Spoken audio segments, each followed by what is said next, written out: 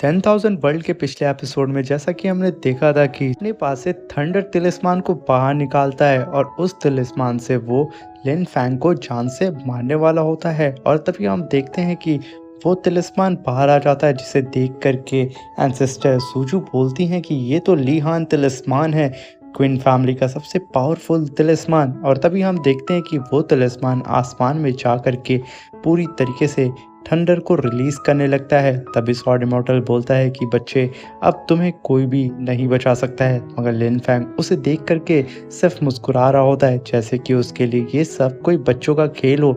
और तभी sword immortal thunder तिलिस्मान से एक जाइंट ड्रैगन को समन करता है, जो कि एक थंडर ड्रैगन होता है। इस ड्रैगन को देख करके यांग जी चैंग कहता है कि अब इस लड़के का तो काम यहीं पे तमाम हो जाएगा और पूरी की पूरी यान फैमिली पे मेरा कब्जा हो जाएगा। और रही बात एंसेस्टर सूजू की, तो उसे तो स्वॉर्ड इमॉर्टल ही जान से मार देंगे, यानी कि मेरा पूरा रास्ता साफ हो जाएगा। और तभी हम देखते हैं वो स्वॉर्ड इमॉर्टल उस ड्रैगन को समन करके सीधा लिन फैंग की ओर छोड़ देता है। मगर लिन फैंग उसे अपनी ओर आता हुआ देख करके तुरंत golden black hole thunder formation को समन करता है। और वो फॉर्मेशन को जैसे ही वो समन करता है, स्वॉर्ड इमॉर्टल के उस थंडर ड्रैगन को वो फॉर्मेशन अपने अंदर कंज्यूम कर लेता है। ये देख करके सब एकदम हैरान हो जाते हैं कि आखिर ये कैसे हो सकता है, क्योंकि स्वॉर्ड इमॉर्टल का वो थंडर ड्रैगन बहुत ज़्यादा पावरफुल था। और तभी हम देखते हैं कि सबसे ज़्यादा हैरान तो यांग जी चैन हुआ होता है। और तभी हम देखते हैं स्वॉर्ड इमॉर्टल को अपनी हार बर्दाश्त नहीं होती है, इस वजह से वो अपनी सोल बॉडी को अपीयर करता है, यानी कि थर्मा बॉडी को।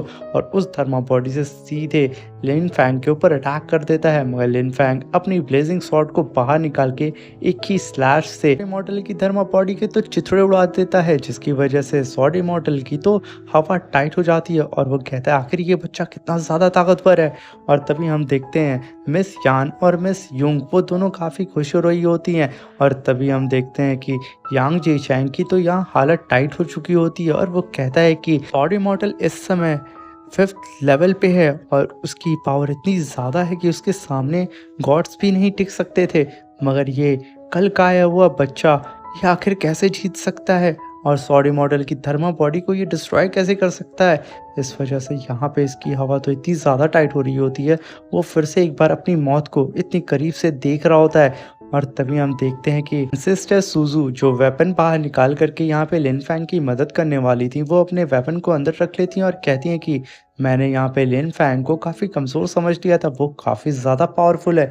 और तभी हम देखते हैं स्वॉर्ड इमॉर्टल अपनी एक और गॉड लेवल की टेक्निक को परफॉर्म करता है, और वो भी लिन फैंग की तरह एक जाइंट ब्लैक होल अपीयर कर देता है। मगर तभी लिन फैंग अपनी ब्लेजिंग स्वॉर्ड से उसके ऊपर अटैक कर देता है, जिसकी वजह से एक बार फिर गॉड इमॉर्टल का अटैक फिर से डिस्ट्रॉय हो जाता है। और वो इस बार इतना ज़्यादा इंजर्ड हो चुका होता है, जिसकी वजह से उसका ग्रैंडसन और उसके डिसाइबल को उसे संभालना पड़ता है।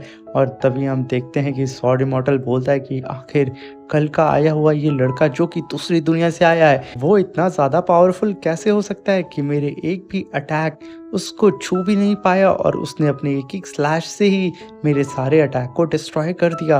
और तभी स्वॉर्ड इमॉर्टल अपने डिसाइबल और अपने ग्रैंडसन और साथ में यांग जी चैंग से कहता है कि हमें यहाँ से जल्द निकलना होगा, वरना हम यहाँ पे जान से मारे जाएंगे।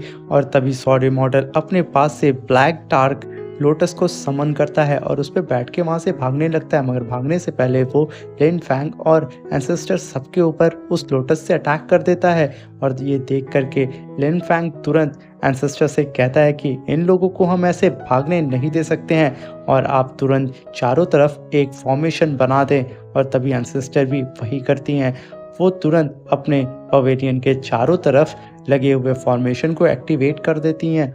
और चारों तरफ फॉर्मेशन एक्टिवेट होने की वजह से वो स्वॉर्ड इमॉर्टल और उसकी पूरी टीम वहाँ पे फंस जाती है। तब लिन फैंग कहता है कि पिछली बार तो तुम लोग भाग गए थे, मगर इस बार तुम लोग कैसे भागोगे।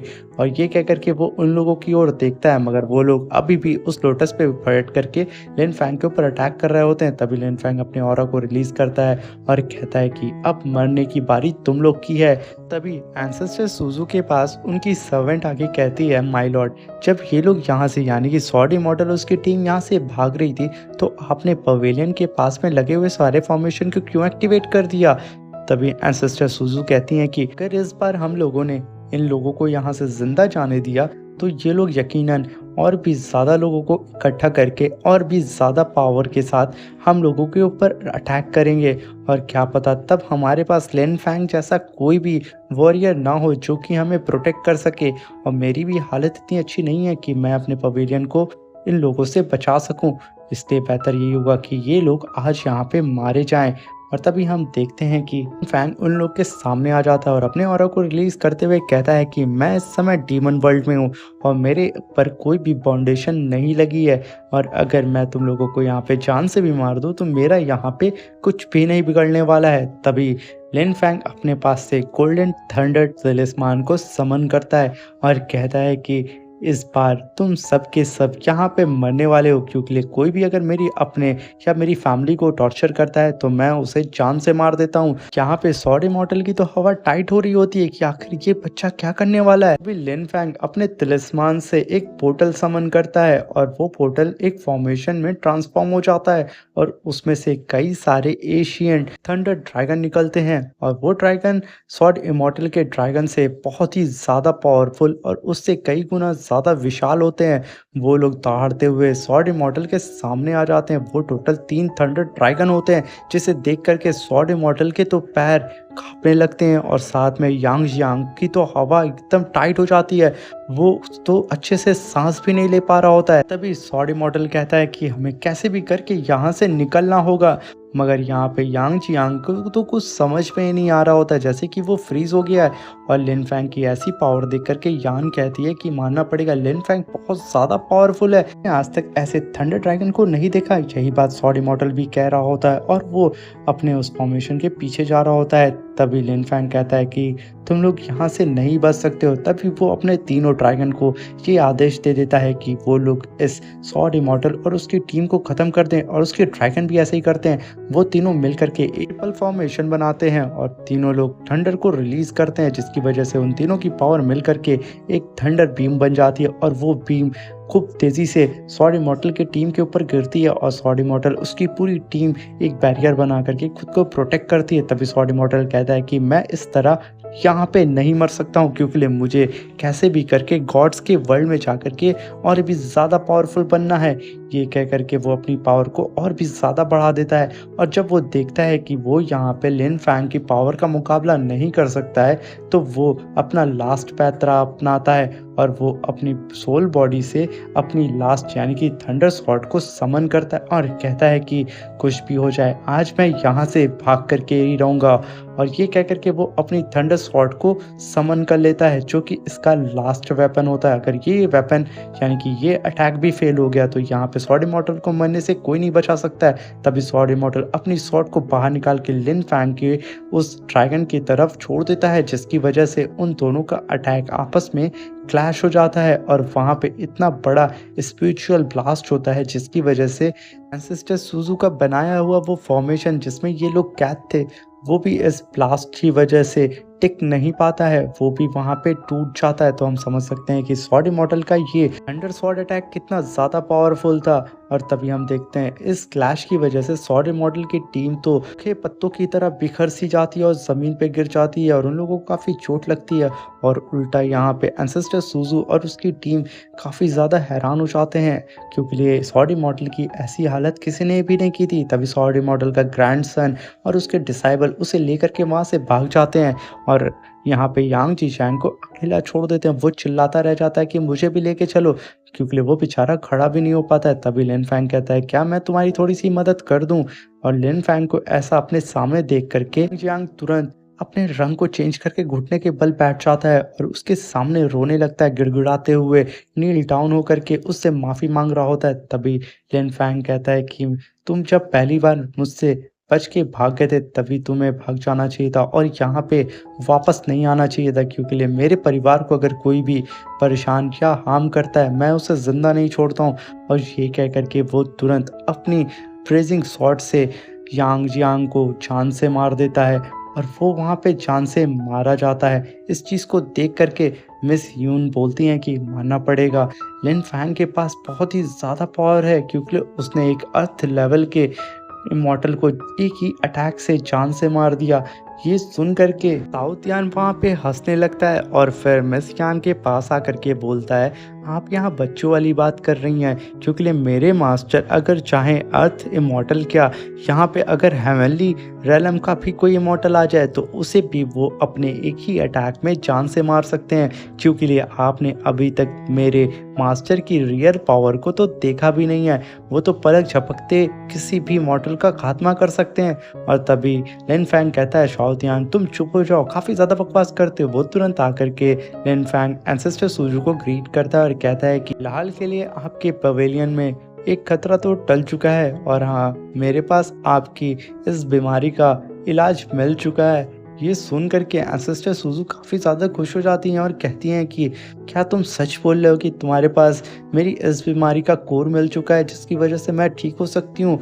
तभी लिन फैंग कहता है, जी हाँ, मिल चुका है, और अगर आप चाहें तो उसका इलाज हम लोग अभी स्टार्ट कर सकते हैं। ये बात सुन करके एंसेस्टर सूजू बोलती हैं कि लिन फैंग तुमने अभी फाइट की है, मुझे लगता है कि तुम्हें थोड़ा देर रेस्ट कर लेना चाहिए, तुम कुछ देर बाद मेरा ट्रीटमेंट कर सकते हो।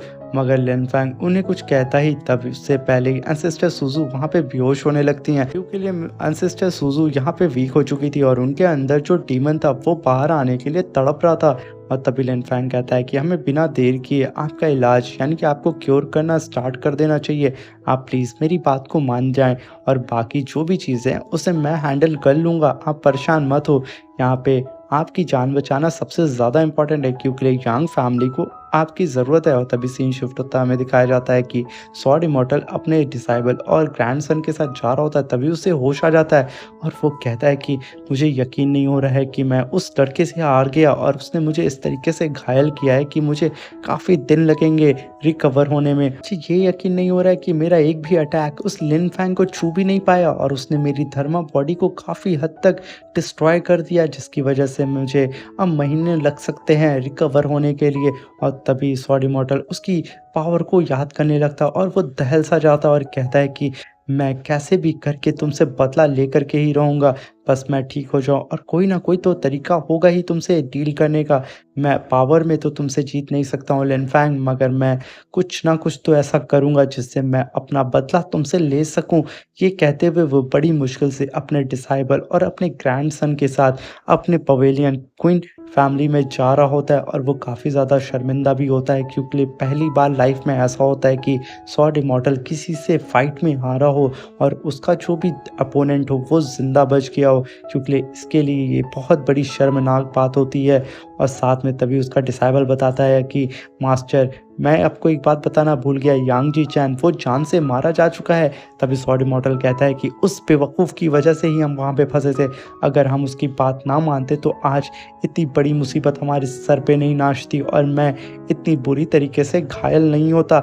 उसे मरने दो, वही वो डिसर्व करता है। और सीन शिफ्ट होता में दिखाया जाता है कि लिन फैंग एंसेस्टर सूजू को यहाँ पे हील कर रहा होता है। साथ में एंसेस्टर सूजू के अंदर जो डीमन कैद होता है, लिन फैंग उसे भी बहुत ज़्यादा कमज़ोर कर देता है। और तभी लिन फैंग कहता है कि एंसेस्टर, आप इस डिवाइन फ्लेम लोटस को कंज्यूम कर लें, यानी कि रिफाइन कर लें। तभी सिस्टर सूजू कहती हैं कि ये तो 9 लीफ डिवाइन लोटस है, और अगर तुमने लिन फैंग इस लोटस को रिफाइन कर लिया, मॉर्टेलिटी कल्टीवेशन का सफ़र यहाँ पे स्टार्ट हो सकता है। तभी लिन फैंग कहता है कि मैं कोई और तरीका ढूंढ लूँगा अपने मॉर्टेलिटी कल्टीवेशन के सफ़र को स्टार्ट करने के लिए, मगर पहले आपकी यांग फैमिली को आपकी बहुत ज़्यादा ज़रूरत है। तो प्लीज़ आप इस 9 डिवाइन फ्लेम लोटस को रिफाइन करके अपनी बॉडी को पावरफुल बनाएं, और साथ में उस डीमन को भी जान से मार के उसको रिफाइन करके अपनी बॉडी से उसकी पावर को मर्ज कर लें।